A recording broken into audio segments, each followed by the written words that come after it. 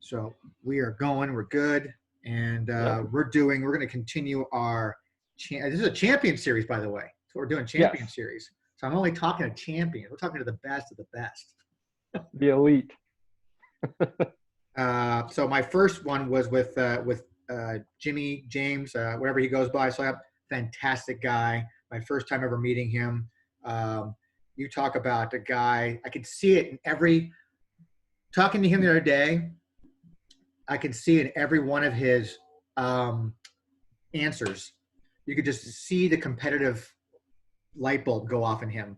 Like it was serious shit for him. Like it's life and death for some of these guys. It is. I mean, he talked about going in 05 and he fell short in 05. And I was like I was talking to Nate earlier today, and it's like this guy's going like, fuck. He's like, I got to the semifinals at Wimbledon, man. I got to get to the finals. And then you get a new trainer and you go out, da-da-da. It's like, I want to knock off Federer. It's like, I got to knock off Nadal, and you win. And he treats it with that mentality like a sports guy. Like, we came so close to win the championship this year, guys. We got to get some new acquisitions. We got to do that. I mean, he just took it to the next level. And looking at the reports, he cleaned house, man, in 2006. He had a good run. It was a very good run. With you, you're the 2018 champion. Yes. You, every year, it seemed like, from my knowledge of you, and you and I have talked a lot in the past, it seemed like every year you got a step closer every year. And I remember, when did I show up for Gen Con at one? Was it 2016 or 17? It was 16. Yeah. Because I don't remember who won that year, so I mean, I have to go check. But John Polverino won that year. He beat Brian. That was the second one. Yeah. So yeah, I every time I talked to you about it, it was like you got a step closer to actually getting the finals. Then you got to the finals and you lost the finals. And it's like every year you did take a step every single time. Like when I talked to James like that, was a mentality of like, fuck, I got to do better, man. I can do better next year. Well, it's funny, and I'm glad we started with this question, because when I first went, I brought Revolution Triple H for All Access. I had Revo Triple H in Revolution, and in Classic, I brought Stacy Keibler. I was very unprepared my first time going in virtual. What was your first year? What was your first year playing in World Champions? 14, I want to say. 14 or 15? No, it was 14. It was 14. I got mopped. Drew beat the shit out of me. That's what happened. Drew beat my ass. But I learned. And a lot of the learning in this game comes from losing, because when you win, it's doing exactly what you thought it was going to do. But when you lose and you get that deck tested, that's when you can figure out, okay, this is not working as I think it should work. But each year, I was getting closer. The year that I really thought I had it in the bag was the year I brought Shawn Michaels, because no one saw that coming, what I had with Shawn. I would drop Dallas, Texas, and if your deck had more than 50 reversals in it, 30 reversals in it, you had to start cutting cards. I'm a 75 card deck. I can pack 36 and be safe. Mm-hmm. I stripped out of Mitch's deck like 25 cards before the game started. I was also running Revo Taker in the corner with Sean's storyline, and I played Lord of Darkness turn 1. God, those corner cards, man, are like they're so brutal. Oh, they're busted shit. That's all they are. Yeah, they really are. I played Jake in the top cut, and he just, in the first round, he beat me with Revo Brock that I was not prepared for. Revo Brock Lesnar? I'm sorry, Rock. Revo Rock, The Rock. Designer right here for that one. Thanks. But when I got to Shawn Michaels with him, and I dropped Dallas, and he read it, and then he looked at his deck, and he read it again, and he was like, shit. He lost, I think, 32 cards, and Shawn stays at 75. So it was a matter of like, I would peek at their opening hand, see what reversals they had, use Shawn's icon showstopper main event, go grab my perfect setup, and it was off to the races. And Shawn would beat you in the venue phase. And what year was this again? This was 15. 15. Yeah, after Drew beat the shit out of me. Because then I started talking to like Polverino and Drew and Mitch, and they beat the hell out of me, but I learned through getting beat. The year that I lost in the finals to Mitch, I brought Bret Hart and Classic and All Access, and I brought DX and Revolution. The Eddie Guerrero deck he had was absolutely amazing. I'm sorry, Latino Cheat. It was Latino Cheat. It was a great deck. But I'm one of those guys that, like, when I lose to something, I get so obsessed with it that I never want to lose to it again. So I spent the entire year to the next Gen Con, how do I stop Latino Cheat? Even if he doesn't get nerfed, how do I kill it? So I remember when I showed up that year, and I remember afterwards, I think you were pretty. I could tell you were getting pretty emotional, so like that, from like you took a loss pretty hard. Yeah, I mean, it was one of those things. Like, I tried so hard and I put so much time into this because, like, also, like, I was on the development team and the playtesting, so there's all that on your shoulders. And being honest when you're playtesting, like, if you find something that's busted, you should report it. Like, yeah, absolutely. I was the one that found the loophole with the Showstopper, where he drops brass knucks, and when it hits, he wins the game. Because all those cross punches, you make heat, and he's just going to punch you to death. And I brought it to Creed, and I was like, hey, this isn't going to be good if somebody figures this out. And he's like, well, I don't know if we can catch in time. Just please don't take it to Gen Con. I said, that's fine. Like, there were so many ideas I pitched to Creed I probably could have won years earlier, but I didn't feel right doing it that way because I felt dishonest in doing so. Yeah, of course. You're not really testing yourself at that point. You know, like, I can win with this like that. Am I really testing myself against the best players? Exactly. Like, but when Mitch beat me the year before I won, I dedicated my life to beating Latino Cheat. So we get to Gen Con the next year, and I find out Mitch is playing Latino Cheat. And I looked at Steve, and I was like, and Polverino was sitting next to us. I was like, I'm going to beat the shit out of Mitch. I spent all year teching that deck. Everything that Latino Cheat was capable of doing, I was going to shut down. The only fortitude Mitch got in that game was he had ref takes a bump, and he played it on a maneuver. Other than that, Mitch got shut out. Like, but I was obsessed with beating that deck. And Mitch is notorious in the raw deal community. He's notorious for building very strong and competitive decks like that. I mean, he is a strong player. To get over the Mitch hurdle is an accomplishment. I played Mitch, and then I got Polverino right after that. Another guy that's can be obsessive about certain decks like that, and if you want to win the championship, he's a guy you have to go through. Well, and the thing is, though, like, it would be a disservice if I didn't thank them for all the help. Like, Mitch and John and Drew and you were so instrumental in Creed as well. I wouldn't have won if it wasn't from learning from all of you guys. But when I was playing Polverino in the finals, like, it's kind of that big match feels like Game 7 of the World Series or the Super Bowl, and you're down 4 and you need that touchdown. But yeah, and John knows how I play very well. I know how John plays very well. We played the first matchup because I got to pick because I was the highest seed. Mm-hmm. I went with All Access first, and he had Al Snow, and it ended up getting out of hand, and he pulled away, and he got the win. And Classic was his pick because we were both playing Revolution Matt Striker. Oh, yeah, that's right. Him and the Matt Striker deck. I forgot about that. Well, like, for whatever reason, like, we wanted that to be the third final because I think he thought he had it in the bag if it went to a third.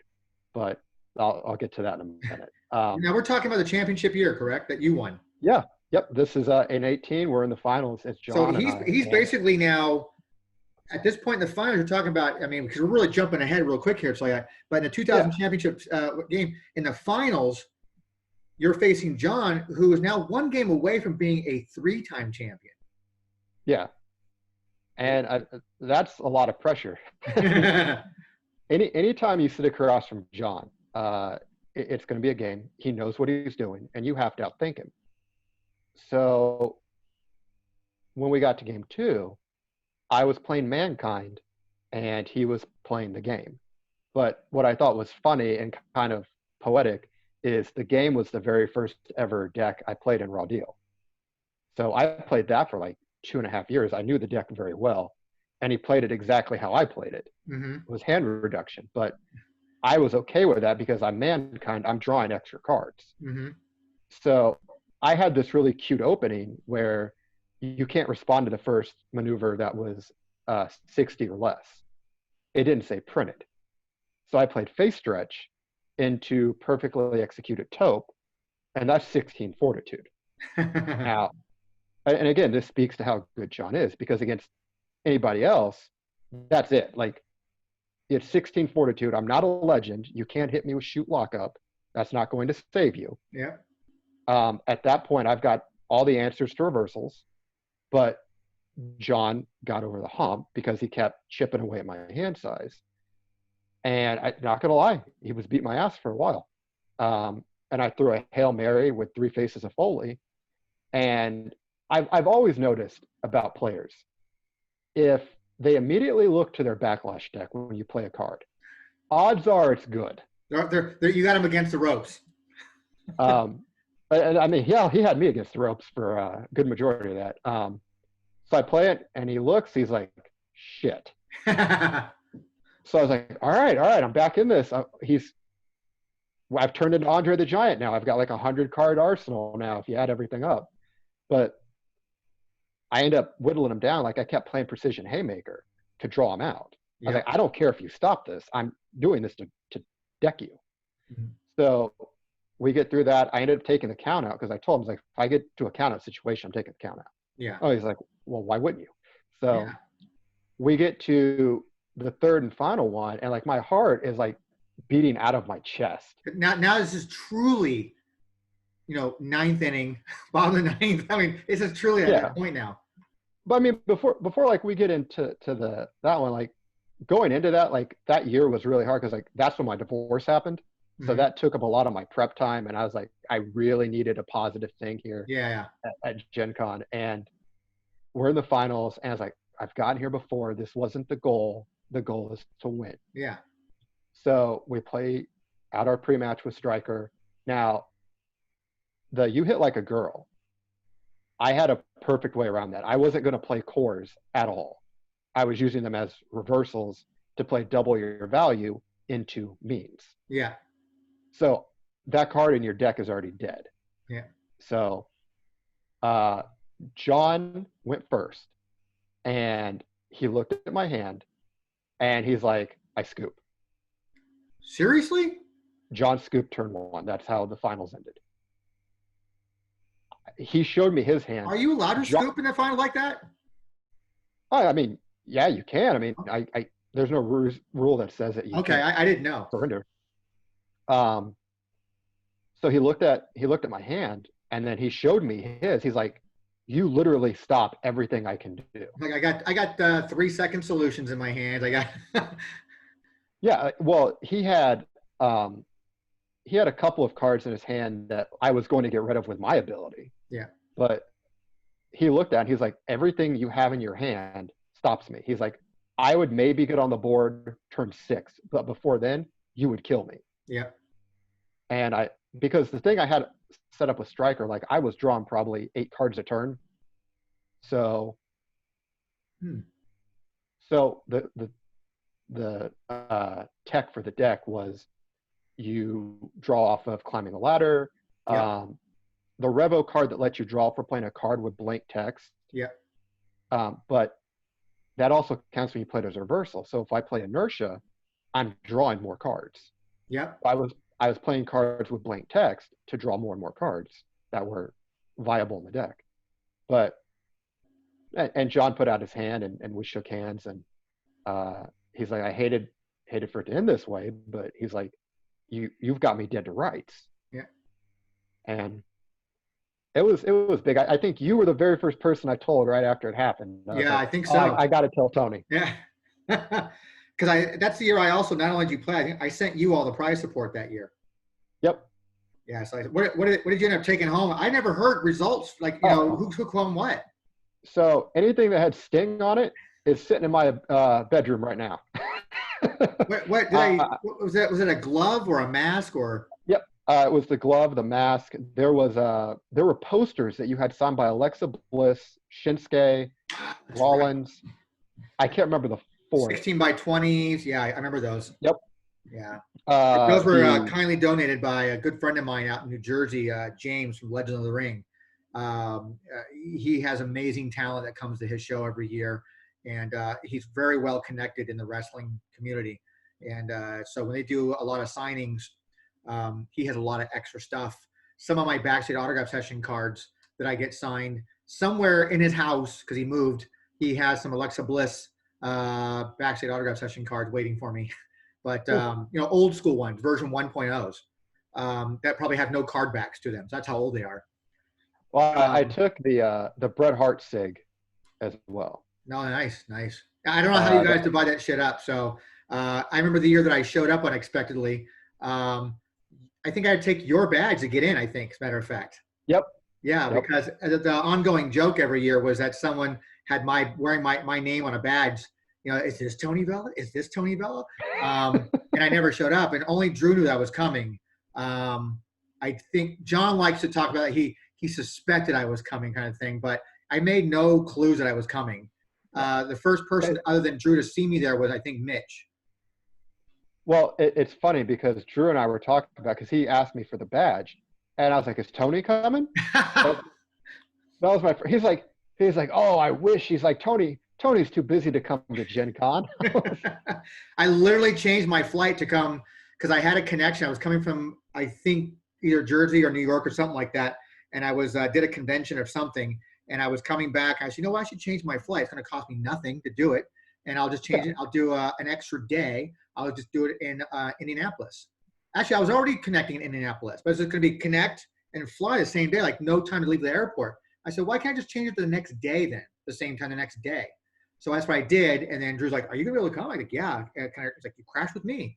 So I went and crashed with him and then showed up there. And again, I've told this story before. John is a very big shit talker online. Very big shit talker online. Then you meet him in person, nice guy. I mean, he's like, shakes your hand and so nice to meet you. And so, but you got to be a shit talker in the game. It sounds like, I mean, you guys are playing a game of chess.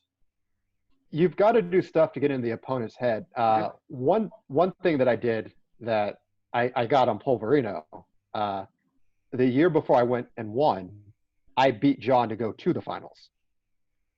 So John loves his strikes. John loves his RMS strikes specifically. So I was trying to bait him into the Steiner line the entire game, because I had Brett's Russian leg sweep and a power slam in my hand. And I knew if I could hit that, I was like, I can jump ahead and take this game. Yeah. So John was like looking at his backlash deck, and like I kind of put my head down, I put my hand down, I was like, damn it. So John the fake. John went for it. He played the Steiner line. I was like, or is that what you're going to play? And he's like, yeah, I'm going to play that. I was like, okay. And then like I dropped the power slam and the Russian leg sweep, and the look on his face was absolutely gold. You totally baited him into that. But I mean, that's stuff I learned from playing against John, because John had done that to me so many times before. But the one tool, like, and I strongly, whenever Raw Deal gets going again, like for World Championships, one piece of advice that I would give to everybody: go back and watch on YouTube those championship matches with Mitch and Jake, and with John and Resk, because that's what I did. Mm-hmm. Because you'll learn tendencies, you'll learn idiosyncrasies of how the top guys from that time were acting and conducting their decks. That's another guy you have to really watch a lot too, is Resk. I mean, Steve came out to one of our ACMT events, and I had no idea who he was. and he flew out and him played in our events. And so I look at him and I go, God, I never met this guy before, but didn't realize who he was. And a strong player, another strong player who would probably still play if he didn't have such a successful game going for himself. But Super Show's a really strong game itself. But again, another guy that you can learn from. So yeah, watch those YouTube ones are probably pretty good things for someone to check out. Yeah, just sit down and watch them and take notes. I mean, you can't gain all the knowledge from watching, but you can gain quite a bit from watching how players get out of certain situations or mannerisms, like when cards are going to be successful, like if they go right to their backlash deck, the telltale signs of like, I don't have it in my hand. It's like playing poker, man. Exactly. You've got to be able to read your opponent as well as read the situation you're playing. So you played from what, 14, 15, 16, 17, and 18, correct? Yeah. 14, 15, 16. That's 5 years in a row you played. Mm-hmm. How did you place in 2014? How many, I'm assuming it's normally 16 players max, correct? Yeah. I made the top cut every single year except once.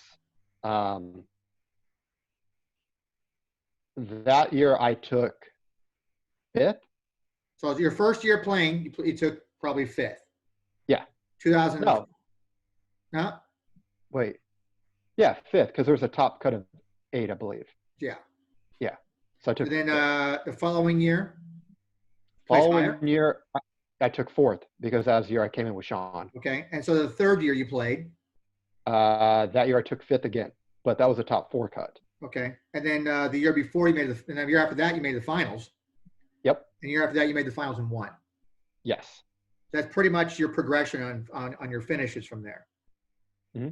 Do you know, like on average, because I get mixed reports, on average, like how many players are playing in Worlds?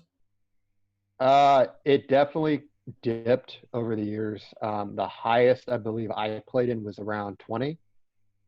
Because my understanding was when Comic Image was running the events, it was just the top 16 players. Yeah. That was it. So there wasn't more than that. There was never more than that. No matter how many other side games were going on, it's like that's a whole different thing. But for Correct. Worlds, when the virtual era, it became like a more open door thing where there'd be more players come and play. So you could have 24 players trying to play for Worlds. Yes. But what year when you're playing were the most players? Ooh, probably 14, 15. And then your first 2 years. Yeah. The year that I won, I think we had 15 players. In 2018, there was 15 players playing Worlds? I think. I'm not 100%. I'd have to go back and look on TCO, but I want to say it was in the teens. That's impressive because I hear from 2019 there was like 5. Yeah, 19 wasn't good. 19 was not good. And did you attend Gen Con in 19? Yeah, I was at Gen Con. I stopped by. You didn't play? No. Had I played, if we were doing the same 3, I was going to play Revo Striker again because I firmly believe, and after playing it and talking with John, Striker is the top deck in Revolution. I'm going to have to disagree with you, but okay. Again, I haven't looked at any of the new stuff coming up, so I don't know. I'm not telling you. I'm talking Rev 3, man. I'm going with Ric Flair night and day. Well, Flair is good. Flair is very good. I played many Striker decks before, and I've probably come out more times on top than not. I know how that deck is built.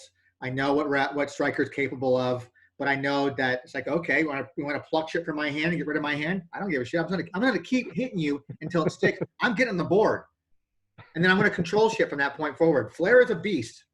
Mm-hmm. Flair's really good. I also would have played in both formats. I would have played the Shield. Oh, interesting. So I guess I'll let something out of the bag, and they can nerf this if they want. But I'm always on top. Very underrated and busted pre-match card. So what I was going to do is use Tech in a Bottle to go get Precision Sleever. Tuck that under there so you can't interact with it. It's safe. End up going first because you need to for this. you play Hounds of Justice, they can't respond to it. Look at their hand. If they have Don't Be a Douchebag in it, get rid of it. Drop the Precision Sleeper. They're not stopping it. There's no Fortitude 0 unless you're Bret Hart that will stop them. If they want to play the WrestleMania game, you have Justice for All, and you save your anniversary cards for then, and you just draw your hand right back. Mm-hmm.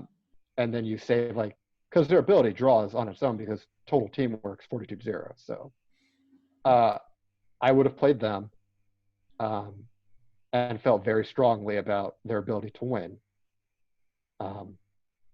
But there's some good decks. Brian's Kevin Nash deck was really good. I got a chance to watch that.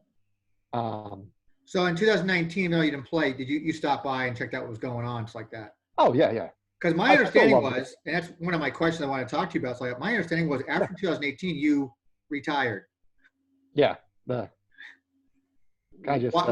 is that? Is that still holding true to this day? I mean, we'll talk about your in-ring career here in a second too, but we'll get to it. Are you officially retired? Here's the thing. I don't think anybody ever retires from a card game. I've dipped in and out of Magic the Gathering like 50 times. Raw Deal's been the most important game I've ever played. This game has brought me so many friendships that I will have with me to the day I die. It brought me the ability to meet you, talk to Creed. It's funny because everybody thinks Creed is a dick. If you talk to him, and I've had many, many conversations with Creed. I enjoy talking to him. He's a good dude. Absolutely. He's just like, I don't know, like he's kind of like an enigma. Like, I love talking to Creed. We've talked about non-wrestling things. We've talked about personal life. I've enjoyed every conversation I've ever had with the guy. Never met him. Never had the opportunity to meet him. But no, like, and Raw Deal, like, I love wrestling. I absolutely love the interactions you have with players, helping people learn the game. But what's different about the Raw Deal community? Because we've talked about this. When I talked to James the other day, we talked about the friendships being made. I've made this comment many times as well about making the friendships. I would have never met you if it wasn't for this game. What is it about Raw Deal then, other than other games? I mean, there's still friendships being made in Magic. There's friendships being made in Yu-Gi-Oh. But what about Raw Deal? It gets talked about a lot. I think honestly, I think TCO, like the website, is what ties all this together because there's that interaction. And you develop a bond because unlike in Magic the Gathering, for example, like it kind of ends at the game because there's nothing to really talk about like when it comes to the lore of the game. With Raw Deal, like because it's not real. There's that secondary conversation you can have about, well, who's your favorite wrestler or what's your favorite match or like shows. Like you can build on it more than you can in any other card game.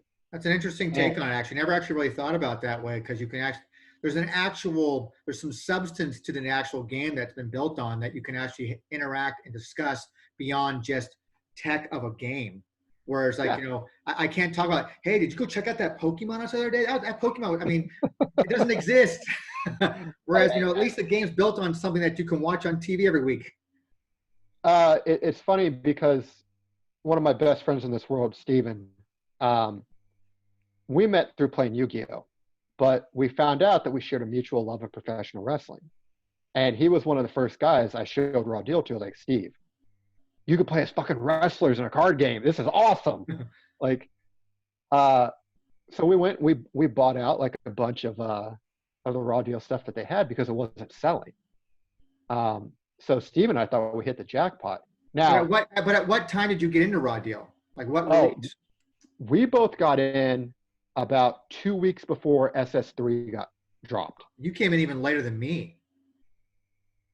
Wow, yep. I thought, and all this time I didn't know that about you. I thought you were someone who played at least a lot longer, like Velocity or Insurrection time at least.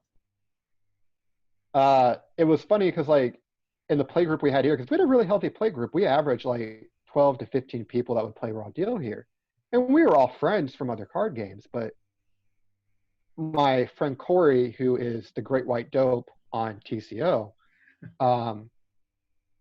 he's the one that like kind of helped bring me along in the game, and I got my first hot pack like the very next day, and I didn't know what the hell it was. Like everything was foil, and I was like, "Is this pack any good?" Like, but it was a. Well, but come on, you have previous CCG experience. I mean, you know they make that kind of stuff at other games, don't they? Well, not Yu-Gi-Oh does it, and neither does Pokemon. So I opened it up. I was like, "The hell is this?" So a couple weeks go by, and I pulled another one, but it was Freaks Were Cool throwback in it. Ric Flair interferes, like cards that could probably put a child through college right now. This is SS3 we're talking about. Yeah. So Corey had played this game before, and he knew like people didn't last in this game, so he wanted to get his Freaks Are Cool throwback. So he let me look through his binder, and I saw White Wedding. I was like, not knowing anything, I was like, oh, so you can switch abilities. That's really cool. I was like, I'll give you Freaks Are Cool for White Wedding. Oh, and he was all over that deal. So we do it, and then like a couple months go by, and that's actually worse than me selling a paid laid May for $5, by the way. Yep. So we were a couple years ago, we were talking about it. He's like, remember that time I got that Freaks Are Cool throwback for free from you? For free. Like, no, I got a White Wedding. It wasn't entirely free. I got this really cool, like, Kane in his white suit with Lita. That was a really cool pick. But he hustled me out of that. But we were playing every week here, and Corey and I were, like, the top players in our area at the time. And Steve was eventually going to get there because he was a very underrated player, and it was unfortunate that I had to play him to get to the finals the year I won. What he had planned with the Phenom, that was absolutely stupid. Like, he ended up beating Mitch with the Phenom. Again, getting over someone of Mitch's caliber, it's a feather in your cap, man, because all the reports I've ever seen or heard about Mitch's playing abilities over the years, he's definitely somebody that if you can get over on him like that, then you're doing something right, because that's a tough opponent. I say Mitch and I have played.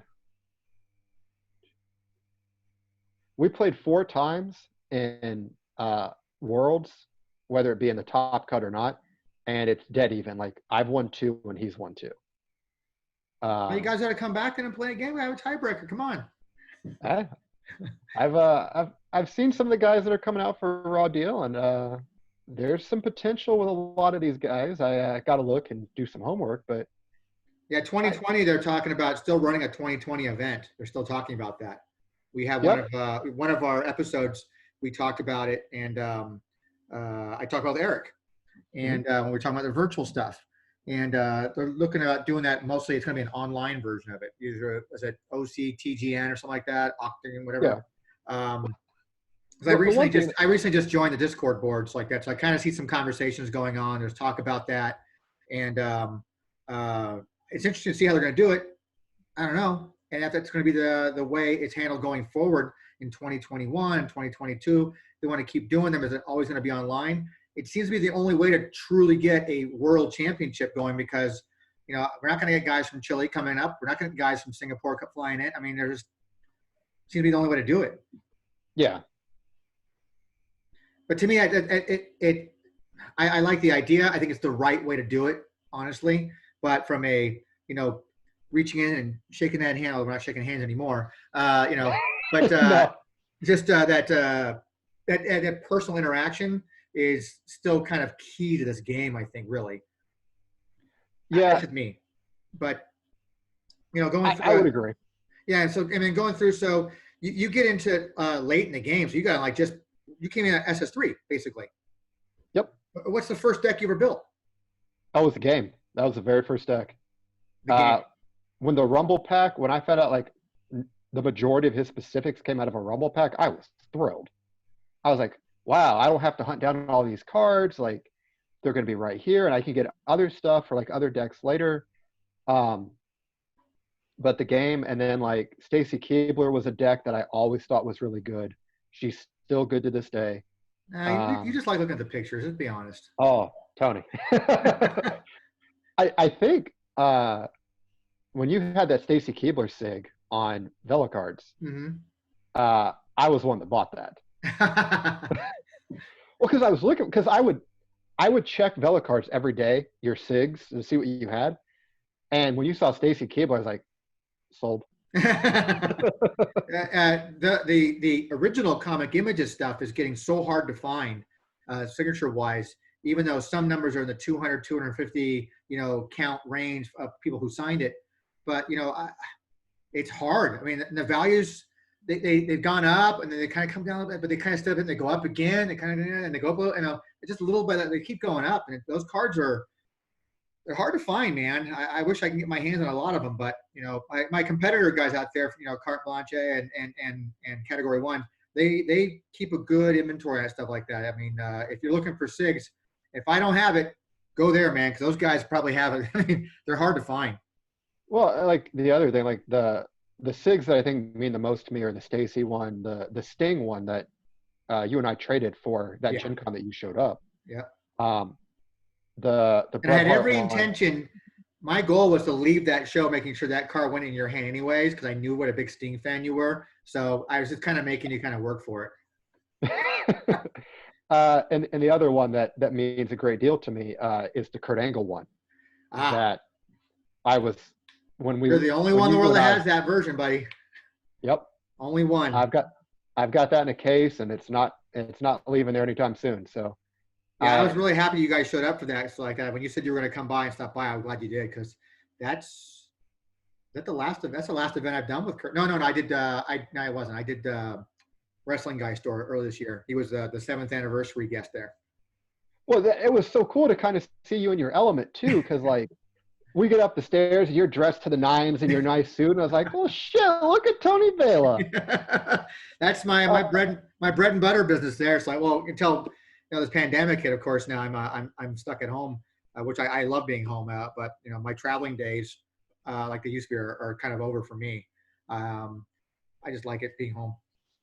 Well, and when we got in the room, and I asked you 5 times, Tony, how much do I owe you? And you're like, I got this. I was like, Tony, come on. Don't worry about it, man. Yeah. And then we get in there. I think I said to you, I go, don't worry about it. For a world champion, whatever you want. But had any guy, had any guy that was a raw deal world champion showed up like that, if a Mitch showed up or a John or whoever showed up, whatever you want, man. What was nice, because we got in there, we got a lot of time with Kurt. We got 40 minutes with him. Yeah. I mean, we kind of, it was interrupted here and there with signatures and photo ops like that, but for a long time, you guys hung out for quite a while. Yeah, and Kurt, one of the nicest guys you'd ever want to meet. And the part that broke my heart was not seeing him be able to not really turn his head. Yeah. He's got to turn his body. That crushed me. Well, and then if you watch him walk, he kind of walks with that low back where he rests a little bit like that, and he just kind of has that walk. And it's like, when I used to work with Mick Foley for a few years there, he always said, you know how you can tell there's a wrestler in the room? Just by the way they walk. Because it's true. These guys are taking so many bumps. I mean, you can totally think that guy must be a wrestler. Well, and then we told him we saw his final match with Baron Corbin. He was like, that's not exactly the one I wanted, but yeah, that's not the one I wanted. Because he had a whole elaborate schemes like that. We've talked about it before, but yeah, I was really happy you guys were able to show us like that. And it's most of the guys in the raw deal world don't get to see, like you said, my element. Oh yeah. But I've run into a few people like that, years ago, someone like a Calvin Patton. He can tell you, I used to dress a whole different way back in the day. It's like that. He came to the Comic Palooza in Houston, and I was working with Lita, and I worked with her for 9 years. And he came there and introduced himself, and I go, "Oh, it's Calvin." It's like that. The man, the myth, the legend, the lottery winner. It's like but my evolution's changed over the years like that. As far as how I dress for those things, but yeah, I enjoy working with Kurt. He's a lot of fun. I was glad you guys showed up for that. Oh, thank you for the invite. So again, we still haven't really you haven't really answered my question. Are you official? Are you retired or what? If they had a North American championship, it wouldn't be a world championship, because I think Worlds is going to always be an online thing now, I think, going forward. Yeah, probably. Which, again, it makes sense. Yeah, But if they had like a North American championship thing where people can come in, would you play in something like that? I'd play on that. Would you? I would definitely get in on that. Because it seems like guys like Luke, which I think he's in the Massachusetts, Connecticut. I'm not sure where he's. I know he's Northeast. They're running great events up there where they're getting some good turnouts. He ran an event last year, I think, that had a really solid turnout. And I've reached out to him. I'd love to have him on to talk about, forming play groups like that, because he kind of essentially did that. He rebuilt a group that didn't really exist, I think. That's why I wanted him to, clarify for me. But, you know, playing together in a group is I think really important to the game, because you get that interaction like we talked about. And I think if they had something like that, I wonder if someone who's retired is going to come back and want to play. Yeah. I love all the formats for this game. Like Revolution, I love. I think it doesn't get a lot of Thank love. you. The games go quick. For the most part, it's a balanced format, which I don't think is why some people like it. Some would disagree with that, I think, though. Some would turn around and say Revolution's basically first to 7 wins. I mean, but I don't. I had no part in Rev 5, so I have no input to that. But some of that kind of stuff changed where they watered down, Revolution off your mark. They watered down some of the things because basically getting to that point, you have complete control of the game at that point. Once you get to the 7, it was all about the defense cards, and I abused the fuck out of defense cards. See, that was the other thing. There's one of those cards that blanks those damn things. Yes. So you could get the effect of drawing off of the defense cards. So they actually made them better. For someone like Stryker. Oh, yeah, he loved that. Yeah. That was a blessing. But then when people it was a race to 7 for the most part in Revolution. And that's why I developed those desperate moves to help someone kind of get back on the boards like that if you needed to. Because if you got to that 7, now you're kind of in the same, and hope maybe you got like 2 or 3 fortitude by that point, but you can't get anything else, because the guy keeps shutting you down. But now you're maybe at 8 or 10 fortitude. It opens up a whole window of other cards to play now, maybe get you back in the game. Then the other thing is, if you're an extremist, you get the overexposure. So you can actually tier yourself to reversals, especially if you get a desperate move to go through. Sure. But back to your retirement thing. What made you want to retire? Why? It was one of those things. Like I finally won the big one. Well, you did. And I wanted to kind of go out on top, but I still wanted to help contribute to the game and design cards. You wanted the storybook ending. Yeah, like the ones you read about in the hall, or hear about in the Hall of Fame speeches at WWE and so on and so forth. But it's good to take breaks from games too. It keeps your mind fresh. Because if you're going at something, you eventually start to see it through tired eyes, as I like to call it. Sure. So if you take a couple months off, or a year, or whatever the case, things look different when you come back. Something you could be working on deck and you come back like 8 months later and you're like, oh God, that was terrible. What was I thinking? Or you come back, you reread something and you're like, that actually is broken if I compare it with this. So, and the other thing is, like, I didn't want to turn into one of those guys that would play all the time and win and kill the game, because I've seen that happen in other games that I've played in. And there's no guarantee that you're going to win every time, buddy. I mean, again, I know. We've name dropped some really seriously strong players that all have an equal chance of winning at any given year. But the part that did suck, though, with the numbers going down, you could kind of guess the top 4. If there's 8 players, you know who's making the top 4.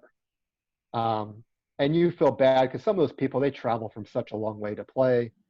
I had one guy, he rage quit against me the year I lost to Mitch in the finals. And he said he drove 16 hours. And I was like, damn it. You don't want to do that, but also you're playing But in you're Worlds. not going to throw a game, so this Yeah. is not about throwing a game just to satisfy someone's desire. It's like Yeah. build a good deck, come out there, beat the best, and become the best. Yeah, I mean, like I don't even know like who. I know Polverino doesn't play right now. I haven't been playing in God knows how long.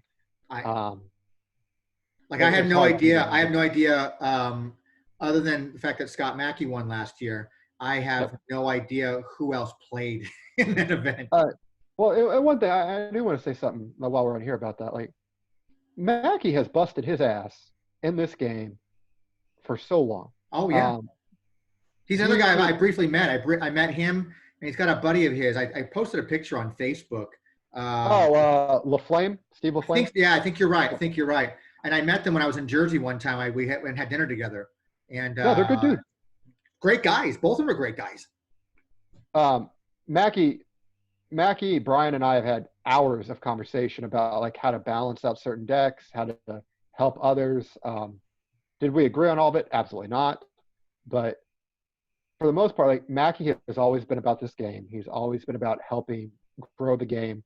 And to see somebody that's worked that hard and been that dedicated at helping others finally win a world championship, I was very happy for him. And I'm glad that he did win a world championship finally, because he definitely deserved it. But at the same time with that, I'm going to talk to him too about it like that. I mean, I kind of like, he didn't have a big turnout that year though. So he didn't have a large pool of people to go through. Yeah.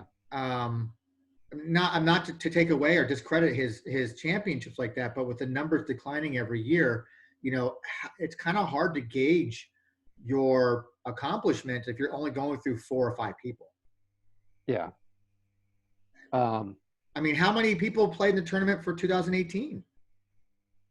That I want to say that was still around. I think that was still 15. I know it was in the teens, but I can't remember the exact number. That seems high to me. I always thought it was like around 8.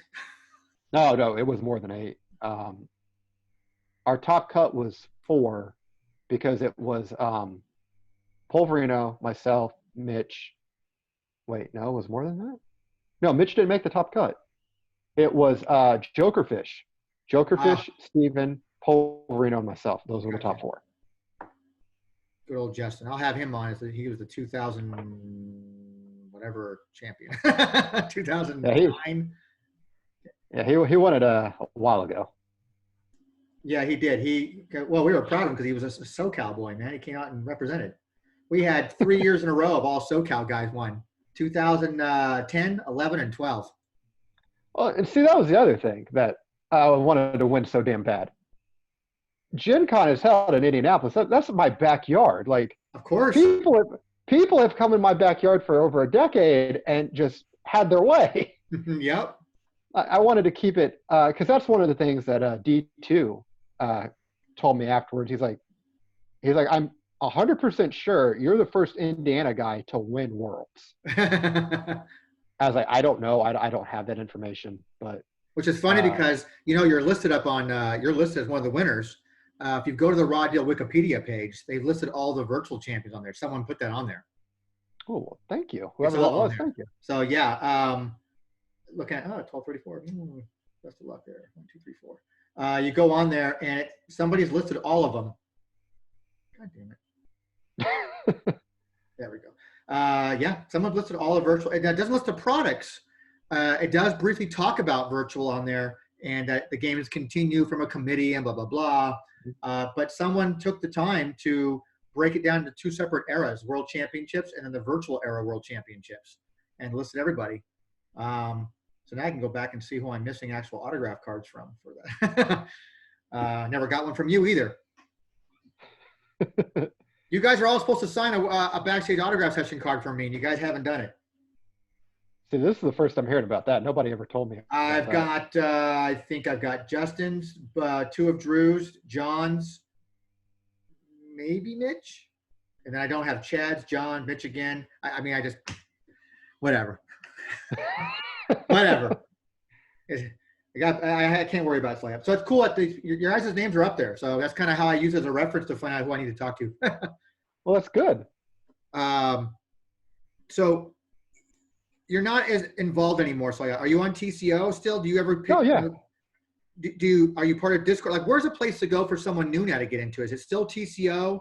I hear Discord's always a good place. That's why I joined recently. Yeah. Is Facebook? Facebook is blowing up right now. Those groups are blowing up. I would say Facebook. Definitely, I'm always going to be partial to TCO because that was there in the beginning when I started. And that's always like home to me. When I think Raw Deal, I think of Team Canada. Of course. So also the other thing is like if you go to Team Canada, like you can browse all the superstar breakdowns, the set breakdown. They've got everything you could ever want to talk about in there. But there is another place though, Tony. You can go to VelaCards. Oh yeah. Well, the whole point of making not because VelaCards itself is just obviously it's a retail aspect. So yeah, you can use it as reference. As people do use the website as a reference, but I think more people should be using, if they really want, is the VelaCards Facebook page, because that has everything. When you go to the album section, you can literally go in there and say, what's everything in a rock set, both virtual and classic. Every image is there. Now, granted, it's not every image that you want to be able to download and can print or whatever, because I've watermarked all the comic images stuff. But everything you want to know is like, well, this is every card there is in existence for rock. And it's all alphabetical order for you. You want to know what's in a particular deck, starter deck? I have in the notes section. There's a notes section on VelaCards Facebook page where you can go in. There's a checklist for every set. There's the FAQs. There's broken down by virtual and classic. We've tried to make it as a home where everybody can go to and get every bit of information outside of a TCO, outside of someplace else. It's just housed right there for documentation purposes. Well, and the other reason I would suggest TCO over maybe Facebook is the rules archive is on Team Canada. Yep. So if you have a question, look it up first, as Nate would always say. Yep. Look before you post. Yep. And then they do a lot of that. I've noticed now being on Discord now, there's a whole section about rules questions.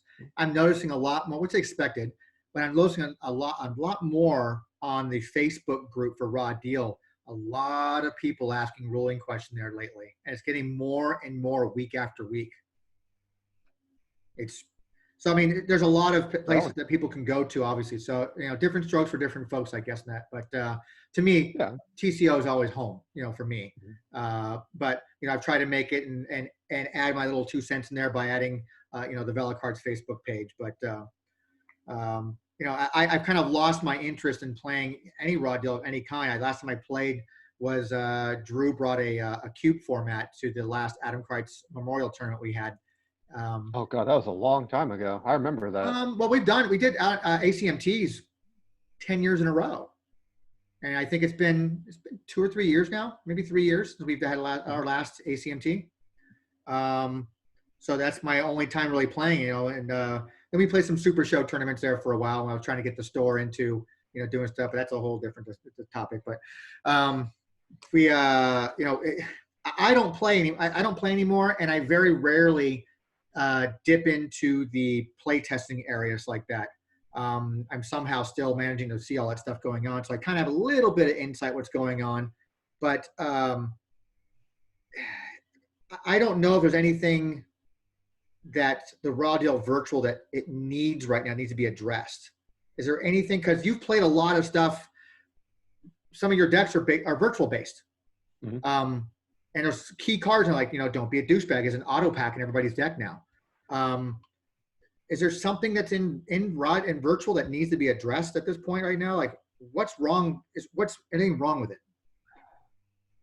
I don't think there's anything like 5-alarm wrong with virtual. Like, is there a mechanic? Is there a mechanic in ROD? It's like, this is this aspect is broken. I hate using the term broken because people just use that term too often. But it's just something that's just it's missing in virtual, or is wrong. I mean, I don't think there's anything wrong in virtual.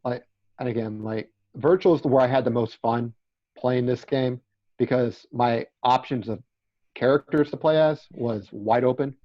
That's what's bringing people back, is that the fact that I can play Bret Hart now, I can play Ultimate Warrior, I can play these decks, I can play current stars right now, like what's coming out. The Fiend is coming out in the new release. That's not a spoiler. Eric, broke that news, a couple of segments ago. But so people can play that kind of stuff. But the superstar playing field has always been very wide. It's what's kind of cool about Raw Deal. But it's like for me, I think it's Raw Deal has become too wordy. I could see that. Like, I have a hard enough time building my own deck and remembering what all my cards do, but having to worry about the hell your cards do too. I think one of the hardest things to manage is the backstage area. There's like umpteen billion effects to remember. Like, this card's blank. This card now says this. So on and so forth.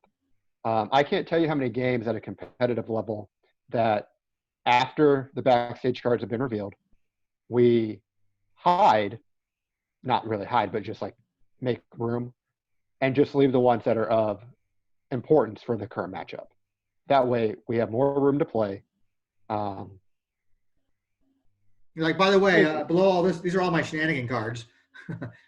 Yeah, I'm going to play all these shenanigan cards, and here's all my anniversary cards, and this is what matters. And now we can actually start the pre-match phase. I don't know. I've always thought recovery was too good in this game. Like, a lot of the decks that I built were based around stopping recovery. Like Shawn Michaels with Dallas, Texas, you can't recover when your deck is gone. Guys like Showstopper was that idea that I came up with, like, that stopped recovery. It's ironic because what won me a world championship was a recovery deck with Mick Foley. But that's what I liked Revolution so much. Like, the games go maybe 10 minutes. Yeah, they go quick. I can get 3 or 4 games in the time it takes you to play probably one classic game. Yeah, and look, I liked All Access a lot because I thought a lot of guys were even in All Access, because one thing that I was always told is, the format's, everybody's broken. Well, if everyone's broken, then everyone's even. Kind of, so, yeah. Now, were there some things that were unbelievably stupid? Yes. Yeah, Vinnie Mac comes to mind.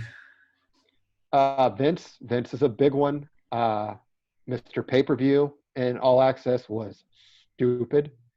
Trying to think who else was really, really busted. Phenom was, you can't play anything that has 0 fortitude as a reversal. Okay. I'm just going to get my face kicked in and we'll scoop up. So much fun. Yeah, but I don't know, like, there's so many different ways to enjoy this game. Like, there's the NXT format that never really took off. Yeah, we briefly talked about that because there's a talk about Afterburn was supposed to be like a set, and someone had been, why was there never a ban list like in other games like that? And Afterburn was kind of, I guess, from my way I hear about it, was to kind of answer that, but not, it didn't really help.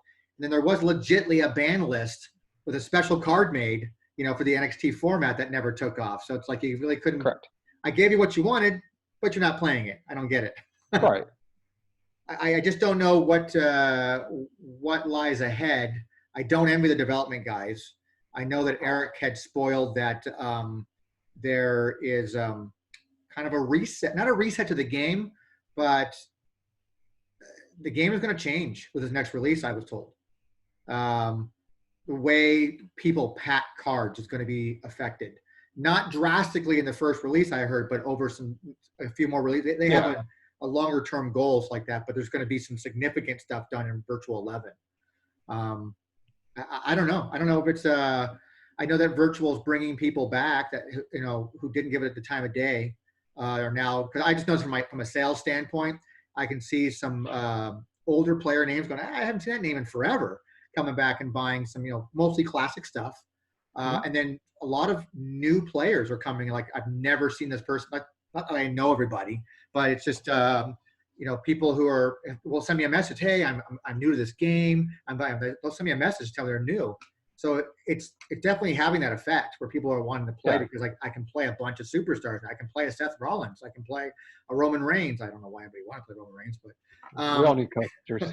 but it's virtual is doing what it's supposed to do, which is attract other people, I think, and then make some of those older cards playable. So I'm pleased to see that. I just don't know what direction it needs to go into, and for me, because I was never a very good deck builder, with the exception of Revolution, I held my own with Revolution. I just it's too wordy for someone like me. It's too I don't want to continue to read all my cards all the time. I know I'm supposed to know what my cards do, but I can't know what Scott's cards do all the time too. And I'm not going to be taken advantage of because well, you didn't pay attention to my card. That's on you, not me. You got to find a way to streamline it. Yes, streamline is a great word. And just make it more user friendly, I guess, would be a good way to put it. It's almost like getting rid of the backlash, like getting rid of pre-match would be like a way to go. Oh, there's some decks I wouldn't want to see if they don't have a backlash. Bobby Lashley would spring to mind. Yes. Well, you'd put him on the ban list. Yeah. Here's our new format going forwards like that. These superstars you cannot play at all. And here are there's no backlash. I mean, there's ways to go around this like that. I mean, there's too much purple in the game. Yeah. Well, I mean, the other thing is like there on the other end of that spectrum, there's guys like the People's Champ who become worthless. His ability is nothing at that point. Of course. But at some point, you have to reinvent yourself ever so often. And I think Revolution was supposed to do that. We've had this discussion with many people before where, it was a hard reset. I think the mistake there being made, just from someone who's an outsider looking in, I think the mistake there was incorporating it as an all-access format. That's a horrible format. I'm glad it's gone from the worlds or whatever. I think had they done right and the licensing continued for whatever reasons, we don't know the financials. Obviously, the sales were affected. But I think that, you put out a Revolution 1, boom, should have been followed with another classic release. Nothing done with Revolution. Smaller set. Then another Revolution set, another classic. You alternate back and forth. You appease both formats. They shouldn't have integrated at all, I think. No. Church and state, it should have been separated from the beginning. Or the big one. The one I think would have stopped a lot of abuse is when you made the corner cards, if you put on there, cannot be packed when packing a non-Revolution card. Correct. I agree. That would have stopped a whole lot of abuse. Yeah, I used to share those cards too early on. When Revolution 3 first came out, I was all over that. I'm looking at people's deck lists. No one was paying attention to defense cards. No one was really paying attention to the corner cards and how to abuse them. And then I put that Ric Flair deck together. It's like that Drew took the world 2 years in a row. And it smoked. It's very abusive. You're drafted. I'm putting all these different, factions on them. It's just. That was one of the decks that Drew mollywopped me with. So thank you for that, Tony. You're welcome. It's a strong deck, but yeah, I mean, so there's I'm interested in knowing what the future's like that. It's nice to see someone like you who came in from year after year to build up and get to the next levels like that. But like when I talk with James again, you talk to someone like James, and he took it very serious. And I know that your losses that you took, you learned from them. But I remember seeing you that year, and I think you didn't think you made the cut. I don't think you made the cut. No, that was the first year I never made the cut. Yeah, and you were extremely butthurt. And yep, that's a good way to put it. I remember the girl you're with there at the times like that.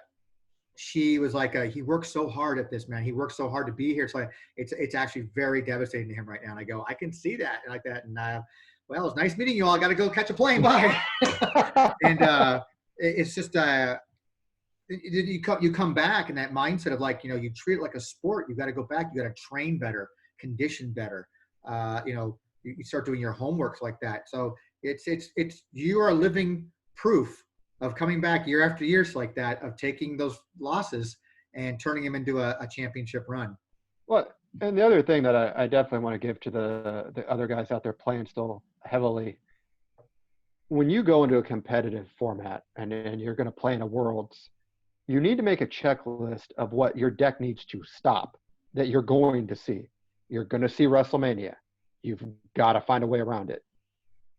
When building your deck, if the sentence, if I get this to stick, I can do this, that deck's not going to work. You have to get on the board, guaranteed. You need to make that a solitaire play that there's no interaction. With Mick Foley, there was no interaction. With the Shield, there's no interaction. That is how you win a world championship, is by guaranteed fortitude. And then other ways, how do you stop Ric Flair? If Flair pops my fortitude, I'm going to get scooped. Because if he's going to pay the penalty to discard 2 extra cards, that's worth it if he just beat me. Yeah. So I found ways to put permanent fortitude out so Flair couldn't molest me. So you find ways around what's stopping your strategy. And the other thing I would highly recommend, and I love you, John, but I will never tell you what I'm actually running at a tournament. He would ask me, "Oh, what are you playing?" I had him like convinced I was playing Kane the year that I brought Bret Hart. I was like, yeah, I've got this great idea for Kane, and like I think I remember that. I played Kane in a pod, and that was fun. But like, I wasn't going to take Kane to Worlds. Not that there's anything wrong with Kane; he's very capable of winning Worlds. But no, I had the idea for Bret Hart because when reading the cards on Bret's ability, it says like, your maneuvers without reverse or reversed in the text get technical and precision. Mm-hmm. Well, that made all of the Revolution 0 for 7 maneuvers, they couldn't get touched by bash reversals. If you make something to where it's 8 damage, they can't elbow it, so there's no Revolution of the Mind, no elbow to the face, no bash reversal. Odds of it going through, pretty strong. Yeah, because not a lot of guys are packing step asides and escape moves these days. Yeah. It's also knowing who you're going to play against and what they like to play. You get guys like Mitch and John who have dominated a certain deck build. You've got to find kinks in that armor. Yeah. And even if it's a small one, like you never know what play is going to be the play that wins you the game. It could be something as small as reversing a card at the right time, or letting a card go through and saving a reversal for the next. I got pinned and lost by elbow to the face. Yeah, I've seen that happen. I've seen some weird shit happen in this game, and you're like, well, damn, I'd have never guessed that was going to happen. But that's part of why I love the game. You never know what's going to happen. It's very true. Yeah, it's very true.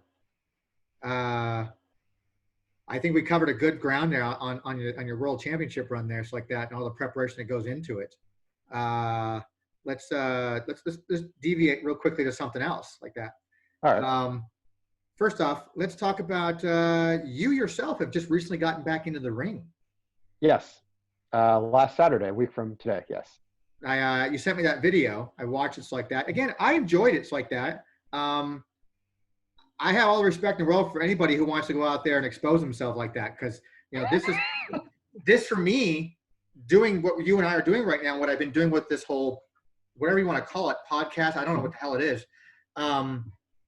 It's just it's something for me, and to kind of to get over some certain things for me. So I could never do that with what you getting there and do like that. I mean, you're a fan who decided years ago, over a decade ago, you're going to get in the ring and do some stuff. You took time off. You were gone for like 11 years, I guess it was.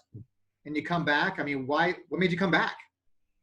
Well, multitude of things. When I was 18, I made a decision I wanted to become a professional wrestler.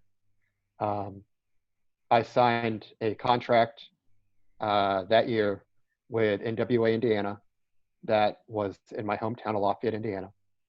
And was going through training. There was a big disagreement with me and one of the trainers. So I stepped away. I paid off my contract that I owed out of pocket, and I took some time off. Well, some stuff happened, and there's a new owner, and him and I got along great, and he runs it to this day. Brian Smith is one of the coolest guys I've ever met in my life. I would take a bullet for Brian. He rebranded it BMFX Wrestling, and it's running to this day. But I get in with Brian. He starts training me. I was good. I was passable. I'll never say I'm great in wrestling. Like heel Scott Storm would say that, but Scott Hulett. You always learn in this business. You never stop learning. And when you think you've learned everything, that's when you need to get out, because you never stop. I was very fortunate. I worked my ass off. I got to wrestle Marty Jannetty in Lafayette, Indiana. Nice. Marty's a great guy. I got to work with Shark Boy. There's a couple other guys I got to work with that was really good. Ruby Riott, before she blew up, when she was she'd kill me if I forgot her indie name. Heidi Lovelace. We went and had lunch at Hooters one day and talked, and she was with a big group of us. The wrestling scene in Lafayette is really rich. Billy Rock, who was her trainer, did a marvelous job. He produced her. Mance Warner, who's making a name for himself in MLW. But I was very fortunate, and there was one night where, you know, those things when everything's going so good and then something happens and you kind of get stopped. Yeah. I was in a tag match one night, and I take a snapmare. The guy says, "Stay here, kid." He comes off the ropes and he hits me. When he does it, he broke my jaw in 5 places. Oh. I didn't know it was broke at the time. I had blood coming out of my mouth. I didn't know where I was at first. I had a concussion. Jamie picks me up. He's like, "Are you okay?" And I can't talk. My jaw is just hung open. Yeah. And I shook my head, and we finished the match. We went to the finish.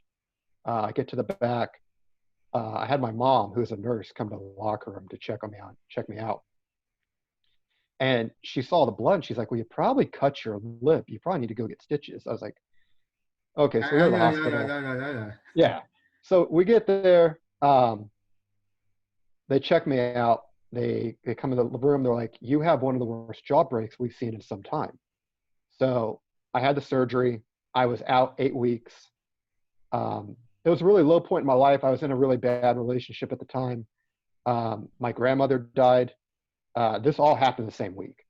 But the one thing that always stuck with me is I knew that, even though I just lost my grandmother and I finally broke up with that girl that I was with at the time, wrestling was always there for me.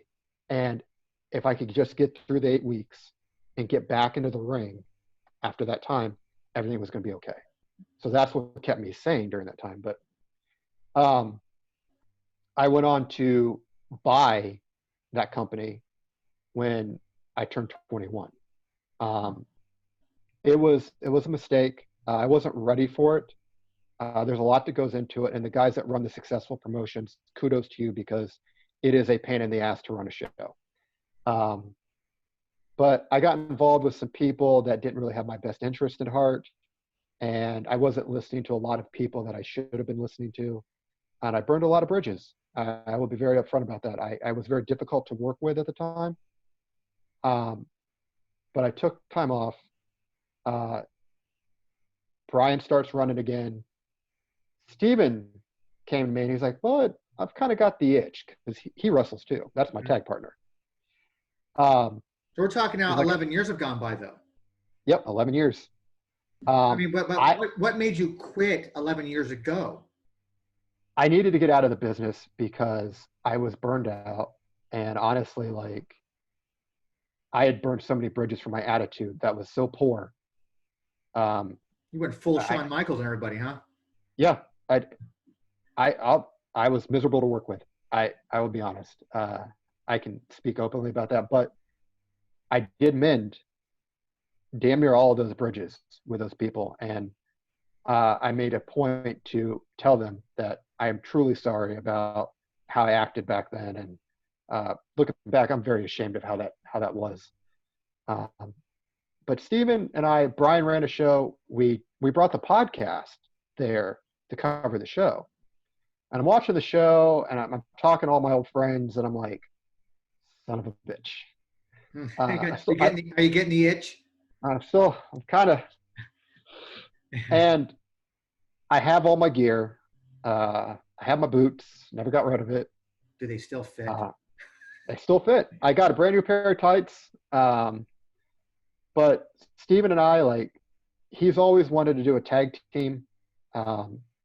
He was in a very successful tag team on the independent scene with Congo Kong, who went to Impact, is now not there anymore.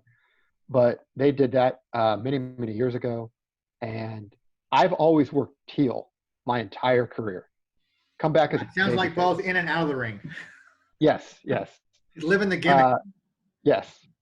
Come back, and you're nervous. Like, I was sitting in that locker room before the music hit, like a match before, and you're like, are they going to remember? Are they even going to give a shit when you come through the curtain? Like, we're talking about last Saturday now. Last Saturday, it was standing room only. We sold the building out, and we took all the precautions of face mask and sanitizer and social distancing and all that. But you're sitting in the locker room, and you're just like, your heart's just like, oh, of course, coming out of your chest. And Steven looks over at me. He's like, you all right? I was like, yeah, I'll be okay. But when the music hit and we stepped through the curtain and we got that pop. Yeah, you seem pretty lit, you know? Yeah, all that, you forget about all that. And I'm telling you, Tony, I've never been one to do drugs or alcohol, but there is not a drug or alcohol that will give you that feeling when you come through that curtain, especially going down the road that I went through, to be back in that company with a lot of the guys that, for the most part, forgave me for acting like an asshole. It was so good. And I trained my ass off. I'm still training. I completely revamped my diet, hitting the gym a lot more than what I used to. And you re-debuted again last Saturday. When did you make up your mind you were coming back, and how long did you have to train before you came back? So in March is when we decided, and we came back. We got the angle rolling at the show, and so you weren't a surprise guest. They knew that you were coming. Well, no, they did not know. Okay. The fans didn't know. So we do the angle, we get it rolling. And my biggest thing is, like, I always want to go out there. There's two things when I go out and have a match I want to make sure happen every single time. I want to have the best match on the card, but most importantly, I want to make sure the guy that I'm in the ring with is taken care of and he leaves in the same condition he entered the ring in. Mm-hmm. But I wanted to train and work my ass off, and I wanted to give everybody involved in the company a good match. I wanted to give everybody that paid money to come see me something to remember. Yeah. I didn't want anybody to leave feeling like, oh, that match sucked. Like 11 years, and he looks like shit when he gets back in there. I'm going to be honest, when you sent me the video, I looked at it, I told you, I'm like, oh, it's fantastic. You're like, really? And I go, yeah. I said, first off, somebody who would never do that, you're automatically already way better because I would never do that. Two, I will say, I did tell you in the message, I looked at it and I go, there's a few little timing issues there. You can tell there's some timing stuff like that, but that's, I guess a little bit of ring rust, Yes. But I don't know how the other guys, I'm only looking at you because that's the only person I know. So the other guys, I'm like, so I don't know if is it Scott that has the timing issues or altogether. I mean, the timing as the format was kind of, because it was a handicap match. Yeah. It was, there was a couple spots I was rusty on and off on. But the angle we're working with Damien, he's a great guy. He was in my training class. He's a great guy. I've known him my entire life. It feels like, Steven, God, I've known him longer than I can remember. But I wanted to give everybody, it was so important to me, Tony, to give everybody something special. Yeah. And you're training and you're you're working on the match, you're putting everything into it to make sure everything is good. And to see the end result, I was very happy. Yeah, it got a good pop. Yeah. It's not my best match I've ever had in my life. But yeah, all things considered, after being 11 years off like that, and to get a pop like that, and then you guys bust out through the curtains like that, people kind of popping. Then the match is getting some of the oohs and ahs like that. You're kind of trying to sell it, and the crowd's buying it up a little bit. And then the end results like that it was still good pop from people like that. So I mean, it's got to feel good. Oh, it felt great. It was funny. So the spine buster, I wasn't sure if I could hit him with it beforehand, so we tested it out in a Hooters parking lot. So he comes at me, and I didn't bring him down with it, but like I lifted him up. I was like, oh God, okay, this will work. We can do this. So we wanted to make sure it was safe. Yeah. But look, I mean, BMFX, is it okay if I plug the next show on here while we're doing this? You plug whatever the hell you want, man. Okay. Well, we got the next one. It's August 22nd, We Are Rec Center, Lafayette, Indiana. Tickets are $10. All the shows Brian runs is for charity. The last one we did was for domestic violence. This one's going to be for Natalie's Second Chance Dog Shelter. And she's going to bring some of her dogs in for the fans and the wrestlers to see, and hopefully adopt them out so they can get some good homes. But that's one of the other things, like doing stuff for charity. I love it. Helping people that really need it, like the people that suffer through domestic violence. And because my mom went through that when she was married. So I got a soft spot for that to make sure that ever think about I'm just spitballing, shooting ideas. Like, oh, you're good. I'm always I do a lot when I'm sitting in the toilet, and I'm always thinking. So you ever thought about, like, I'm assuming because it's an indie local promotions like that, so most people there all know kind of who you are, and all the people who are wrestling for that show are. Yes. So they've got to be fans. I mean, you have fans. I have to do a signature card for you now. Maybe you guys all do at the end of the nights like that. Everybody gets in the ring and does photo ops. You charge for photo ops, everybody. We kind of do photo ops. And that money goes to your charity. That's a good cause. I hadn't thought about that one. We have the guys come out of intermission and a little meet and greet with the fans. The other big thing that I think is really cool about this, and I've been trying to help Brian as much as I can on this, is helping local businesses, especially with the times that we live in. Mm-hmm. My local game store, Castle Comics and Cards, we brought them in to help gain them exposure, and we're bringing in other businesses too. But giving back to the community and helping people that are going through tough times right now, like maybe their business isn't where it used to be, and if we can do something on our end to help and maybe spike that number for you, let's do it. Let's help everybody. We've got taco trucks that come do the show with us. I'm sold. Good tacos.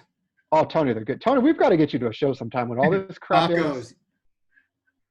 Tony, it'd be awesome to have you come to a show, especially once all this stuff ends and it's safe to travel. I got miles. I need to use them. Hey, stay with us, and we'll go out to Texas Roadhouse or something, have a steak, and. No, you had me at tacos. But I mean, I like to answer your question. I took the time off because I knew I wasn't where I needed to be, and I was just making the situation worse by staying. 11 years. Got out. Man, that's a long ass time. Yeah, and I had Tony when that match happened. I had not been in a ring to take a bump in 11 years. That was the first time I'd been in a ring. I was scared shitless. I bet you were. Were you sore the next day? Surprisingly, no. Cage took most of the ass whooping. So. Yeah, I didn't see you take a lot of bumps. You got to work smart in this business. You got to get a bump card. I didn't see you take a lot of bumps. So you mentioned that. So I guess getting back into going to wrestle was because you were doing your podcast. Now that was the Heated Shenanigans. Yep. We took the name and used it for the tag team. Exactly. That's what I was going to say. I mentioned that, but what happened to that? that was something you All were right. when I last saw you was With Kurt, yeah. with Kurt's like that. I think you were still doing the podcast, no? Yep. And we had talked extensively on the phone about hours. doing and this, that, and the other. And you were asking me about this. I'm like, I don't know this. This is new for me too. I'm now in your shoes from like 2 years ago. The roles have reversed. Correctly, yes. So then I'm like, what can I do? How am I going to do this like that? I should probably just go talk to Scott. He's going to regurgitate what I told him probably. So it's like, I'm like, how the fuck do I do this now? I don't understand. But you were doing that, and also it just disappeared. So I don't know if I got sold a false bill of information. The whole there's some act that was supposed to pass in January where like COPPA, that's what it was. Where like if your videos weren't marked correctly, they could fine you $42,000. Now, one of those fines ruins my life. Yeah. So on which forum? On YouTube? Yeah, but everybody's still making videos. Me because I'm a little nervous now. Oh no! So I don't know if you look it up and read on it. Trust me, you can do a YouTube search and you'll find videos on it. I'd go by the more recent ones because more information's come out since then. What's it called? And admittedly, I'm not the best one to ask for information on this because I don't know all of it. I know, but what's it called that I should look up? COPPA Act. I think it's COPPA. Okay. It's some Children's Privacy Act, I believe. Yes, I notice when I do these videos and I go to upload it wants me to make sure if I'm marking it as kid friendly or not. I always just say no because there's language in use in this. Yeah. So I think that kind of escapes it. I don't know. I think, I'm not 100%. I'm sure, like, if they're asking you, like, is it, I mean, your content. Obviously, what we've discussed, not all of this is child friendly. So, no, this would not be for kids. No. But the other thing is, like, we all kind of just went separate ways. Like, the girl that was doing the podcast with us, she bounced. She didn't want to do it anymore. Our schedules didn't really line up for it. There were what? There was 3 or 4 of you that showed up for that Kurt Angle. 3. Zach couldn't make it. What other guy, the girl, and you? Yeah. So we just kind of like went our separate ways. Like I still got the channel, but I don't have any videos up on it at this time. Like, and it sucks because like I got the opportunity to interview Stevie Richards, Amber O'Neal and Jesse Jones, Jake the Snake Roberts. Yeah, I saw that too. Yeah, I saw you in a little tie and you're looking all nice and stuffy there. And I think Nash was there too, wasn't he, at that one event? Yeah, Nash was at one of them. Yeah, I told you to name. But go ahead and say hi for me. Yeah, we weren't able to get Nash. That was one thing. We couldn't get Kevin. But his line for autographs was stupid long. Yeah, so one of my favorite people on the planet. And that's also where I got the chance to meet Sting at too. So I was yeah. So it's like, can you please take a picture from the waist up because I got a boner right now. Can you put the bat down there? So just put the bat down there. But it was awesome. I've gotten messages before like, hey, when you're doing another episode, I was like, I mean, it was primarily about wrestling, and then you and I talked about it. So you should be making more. I mean, free form, because you would talk about football's another passion of yours too. So you would talk about football, it's like that. But it should have been like, I thought they were interesting. Admittedly, I didn't watch very many of them. It's like that. I every once in a while would check them out. But I said, oh, he's still doing it. It's kind of cool. He's still doing it. And all of a sudden, like, no more. Yeah, it's not something that we've ruled out completely. When the timing lines up, because now that Steve and I are back to wrestling. That would be a great segment for you, by the way, right now. It's getting back to your Heated Shenanigans. One, you've taken the name and made it a tag team like that. It fits into your format already. You can talk about, like, you should have been filming when you started training again. This is true. And you could have used it as a series, as how you came back into wrestling.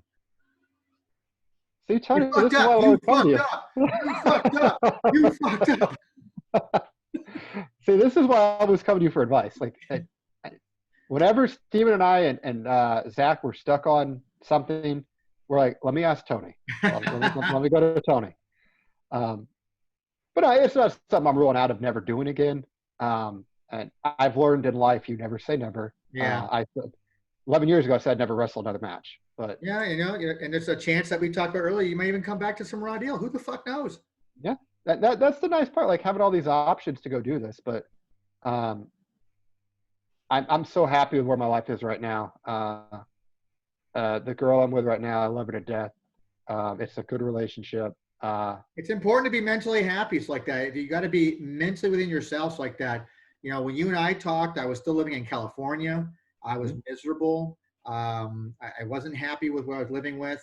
My daughter was grown and moved out. I had no reason to be there, but I had no balls to pull the trigger to get out, and I should have got out.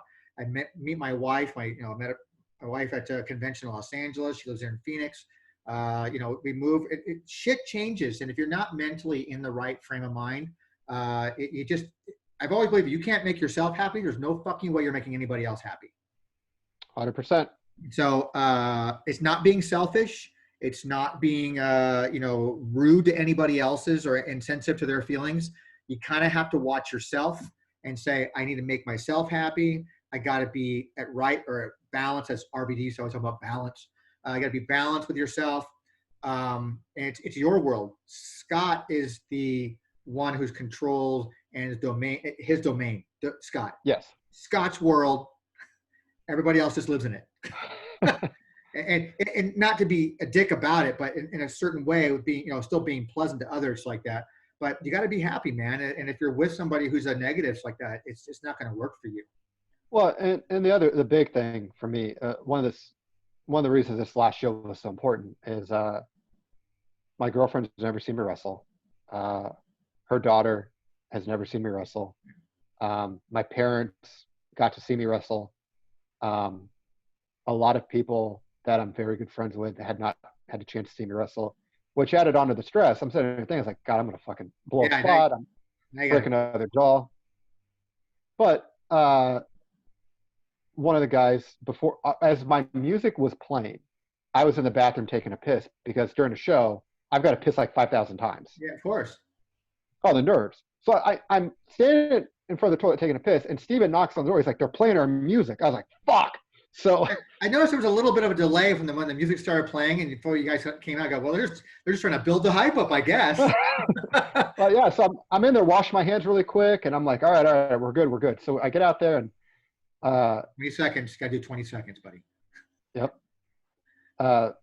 We put a lot of work into it. Picking the theme song was hard too. We went with Foo Fighters, so I've been a big fan of the Foo Fighters for a long time. So it works, man. It does. I'm glad to see that you're back with that because I know you're really passionate about it like that, and it's going to be a continuing thing for you though going forward, right? Yep. So you're back. Yes. Scott Storm is back. Scott Storm is back, bitches. Now you start getting you some shirts and some 8x10s. Oh, it's funny you say that. I put the shirt order in yesterday. Where can someone buy one?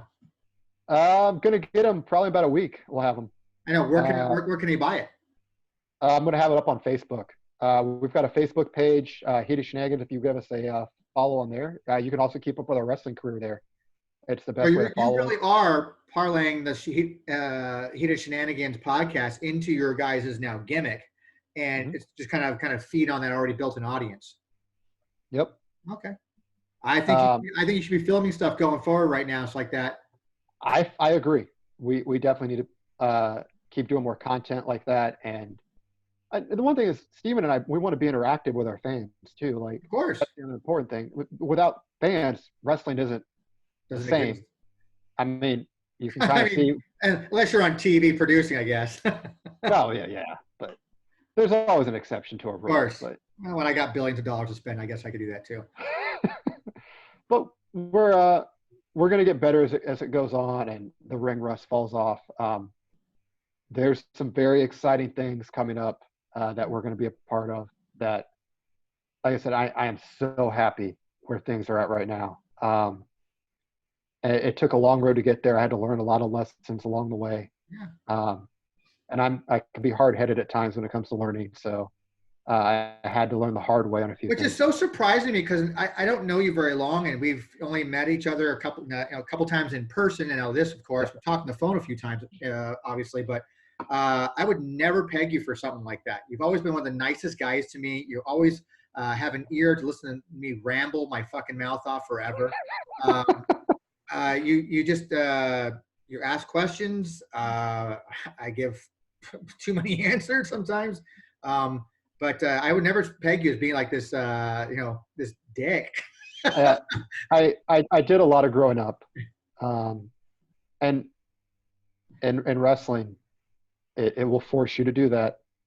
If you don't respect the business, you're not going to be in the business. It's very, very simple. And the biggest thing that helps me stay humble is knowing that if, God forbid, I was to die right now, somebody else would have my spot in a week. So Yeah, you're gear in the machine. You're not the best gear. You're not the biggest gear. But stay grounded, stay humble, and always be willing to help other people in this business, because it is hard to get into this business and it's hard to stay in it. I would apply those same principles to just life, period. Yeah, 100%. It's hard to be in this world, and to be good to somebody else as well, not just in wrestling. But I mean, if you're learning principles in wrestling that are going to benefit you from wrestling, you can apply those same things to your personal life as well. I mean, 100%. Just be a good person. Yeah. It not even to compare, but in the raw deal worlds like that, I have my detractors. I have people who just cannot stand, who refuse to buy from VelaCards, who refuse to listen to anything I have to say. That's fine. And I get butthurt about it sometimes. And I'm not going to name names, but we know who people we're talking about. We know who they are. And I got butthurt about it. And it lasts that sting lasts less and less each time now. When I hear my name's being dropped again for something else going on like this, because it's virtual car related, it doesn't bug me as much anymore. It's like that. I just like, hey, not to worry about you anymore. Just block your ass over here. I don't even need to be reminded of what's going on here. My wife's like, I'm gonna stab him for you, honey. I mean, sure, but I kind of want you to be around. We got a kid to raise. It's just it's nice that it's kind of just gonna blow that shit off. It's again about being balanced and centered for yourselves like that, and just kind of just doing what you think is right. So I'm kind of a little bit blown away by talking to you today about finding out that, hey, Scott used to be a total grade A asshole. It's like, I'm like, really? I've never would have picked that. But and the big thing though, like it was so good to have those conversations with those guys and bury the hatchet and build. Billy and I had heat for years, but as you get older and you start thinking about it, you're like, you know what? Holding this grudge, who's it really hurting? What are you doing from this? And I messaged and reached out to him. I was like, hey, I was a dick. I was an asshole. I'm sorry. I would like to start over. And I had Billy on the podcast, and we talked and we talked and we talked. And I told Billy after we were done shooting, I was like, if I wasn't such an asshole years ago, we could have had a much better relationship. And Billy, the consummate professional that he is, he's like, you know what? He's like, I too have said things that I regret, but I learned from it. That's what we did. We're adults, for God's sake. And we moved on. And you guys are all still youngins as far as I'm concerned. Yeah, Billy and I, we talk a great deal still. And I ask him for help on matches. And because if you ever do get the chance, Billy Rock versus Mike Quackenbush, I'm telling you, that's some wrestling gold. Billy knows his craft very well. He's retired, but Billy's last contribution to this world was he gave you Ruby Riott in professional wrestling. Nice. And on that note, I really hope Ruby does have a good career, because I've had the privilege of knowing Ruby for a while. Not like personally knowing her, but working with her at shows, going out with her to restaurants as a group setting. Sweetheart, an amazing person, and deserves all the good in this world that she ever gets. I can't say enough nice things about Ruby. Cool. That's cool, man. I'm happy for you. It's good. This was a very good long ass chat we had today. I expected Yes, it that. was. I really did. I Yeah. keep telling my wife and I tell guests and every time I talk to Creed, I said we're going to try and wrap this up in like 40 minutes or less. You know, let's just give ourselves a time limit like that. You know, 40-minute time limit. And it's just it's nice having these formats because we're going to have like a normal conversation where one, we're trying to educate some people who want to listen and watch this. Great. But it's also just for me, I'm catching up with me. I consider you a friend. I do too. And catch up, meeting people for the first time like Nate and Jimmy. It's like that. I've got some cool stuff lined up to talk to people that I think are going to be kind of surprising. These are fun. I enjoy doing these, and I'm getting a little more enjoyment out of them each time I keep going. It's like that. That's the important part. Do what you love. I still am not at the point to go back and watch and listen to any of these. I have not. I haven't mustered that up yet. I'm telling you, when you do it, it's weird because you're like, I really sound like that? Yeah, I know what I sound like, and I got a face for radio and a voice for fucking voiceover. So it's just for me, it's for fun. I always have a branding I have to take care of as well, so like that. So I've always done my best to try to make VelaCards relevant to the world of Raw Deal. This is just another step doing it. I mean, hell, we're in a lockdowns or pandemics. We can't go anywhere. What else am I going to do? That's a good point. So someone told me like I think I was talking with Eric from virtual stuff. He goes, you picked like the golden time to start doing something like this because one, there's no content out there about Raw Deal. People are home, and he's like, I wish we had our Backlash podcast going still. That kind of thing. So I'm like, what else am I going to do, man? So to stay relevant, to work on some personal skills, to reconnect with people like you, it's like that. Give new players an opportunity to understand what the game's about, the competitive nature it can be, working their way up to championships, breaking down sets, all kinds of cool shit. So there's all kinds of stuff to talk about, and I got more coming in. I'd love to talk to you again about something. Oh, hell yeah. Anything else you want to talk about? It's like that. Is there anything else you want to plug right now before we sign off? Well, I mean, just make sure to follow us on Instagram and Facebook, Heated Shenanigans. There's a separate one for the podcast. If you want to follow that, please do so. Just add podcast to Heated Shenanigans. That's the second one. The other one is, again, August 22nd, Lafayette, Indiana at the We Are Rec Center. Tickets are $10, cash at the door. Come out, watch wrestling, support local independent wrestling and the community. You'll have shirts. Yeah, the shirts will be made by then. I'll have the shirts about this time next week. Now I'm a little disappointed. Like, yeah, NWO was classic. I wish he was wearing his shirt right now. I was actually looking to see if I had anything that I could plug.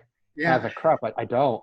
Yeah. So, the next time, for the next one. Like, to be like John Cena here, pimping your own merch, man. No, but I do got my buddy's artwork back here, Jerry Pesk. Nice. Yeah, that's another good dude. I'm green screening it these days because my first few episodes was like my dirty, messy, office here that I no longer get to work in. My wife took it over since she works from home. So I'm taking advantage of her photo booth business that we haven't done because the pandemic going on. So I've got $15,000 in photo equipment I got to use and stuff. So I might as well go ahead and use it. And I got a green. Hey, that's good call. But I was going to use the VelaCards back, but it's there. It's right there in the ring. Watermark there in the ring. I can see it. Yeah. I can see it right there. The same image that I used for the Backstage Autograph Session card version 3.0s. So I got a whole bunch of those babies sitting over here. Got a whole bag full of them right in here. Just waiting to go out into the road and start getting people to sign them again. Soon, I hope. Well, we'll get some stuff going like that. But I really appreciate your time. I know it's been long on for a while, and we talk forever, and I don't know how to shut my mouth sometimes. But anything for you, Tony. These are fun, man. I really enjoy it. So I'm looking forward to coming back too. Yeah. Well, we'll talk again. Oh, definitely. All right, man.